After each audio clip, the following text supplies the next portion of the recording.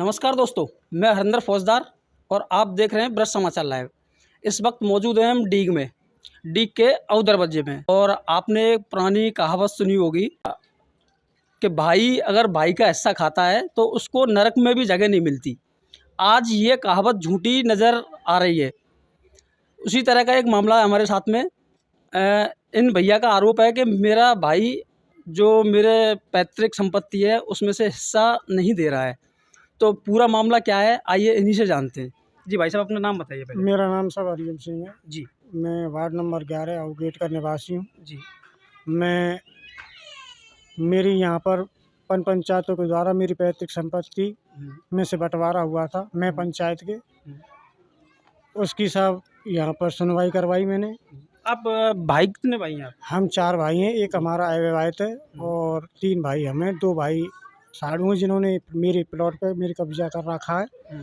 और उस विषय में सब पंचायत ने मुझको बंटवारा में हिस्सा दे दिया। मैं अपने हिस्से पे बनाने आया तो मुझको मारपीट के यहाँ से भगा दिया।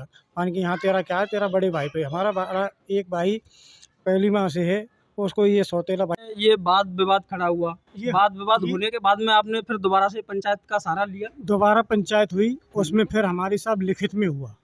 500 रुपये के स्टाम्प पर रजिस्टर्ड नोटरी के द्वारा हमारा लिखित में राजीनामा हुआ। उसके बाद में भी फिर साहब मेरी प्लॉट पर मैं अपना कब्जा करना चाहा। मैं अपने बच्चों को राखूं टीम टप्पर डाल के कुछ भी।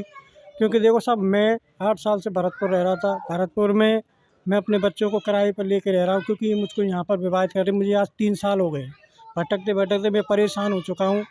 उसके बाद में साहब मैं न्यायालय श्रीमान जी, कल मेरी तारीख थी डीग जिला कोर्ट में।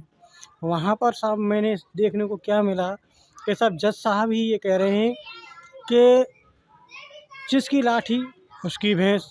अरे मैंने कहा साहब मेरी कंटेंट की फाइल लगी पड़ी है, स्टे के बावजूद इन्होंने मकान निर्माण किया है। क्या मैं अपना छप्पर डाल के उसमें अपने बच्चों का यापन नहीं कर सकता हूँ? यानी कि जैसे आपने पंचायत से आपका फैसला नहीं हुआ जी पंचायत से फैसला ना होने के बाद में आपने मामला कोर्ट में पहुंचाया। जी तो कोर्ट में पहुंचाने के बाद में आपको वहां से तारीख मिली। तारीख मिलने के बाद में वहां से कोई नोटिस आया या कोई फैसला आया? वहाँ से साहब ना तो कोई नोटिस आया, केवल तारीख पे तारीख दे देते हैं। उसके बाद में मैंने हर तरह के साक्ष्य, फ़ोटो, कंटेंट में जो भी फ़ोटो लगती है निर्माण का, खाली प्लॉट का, सबका मैंने फ़ोटो यथावत कंटेंट की फ़ाइल लगाई।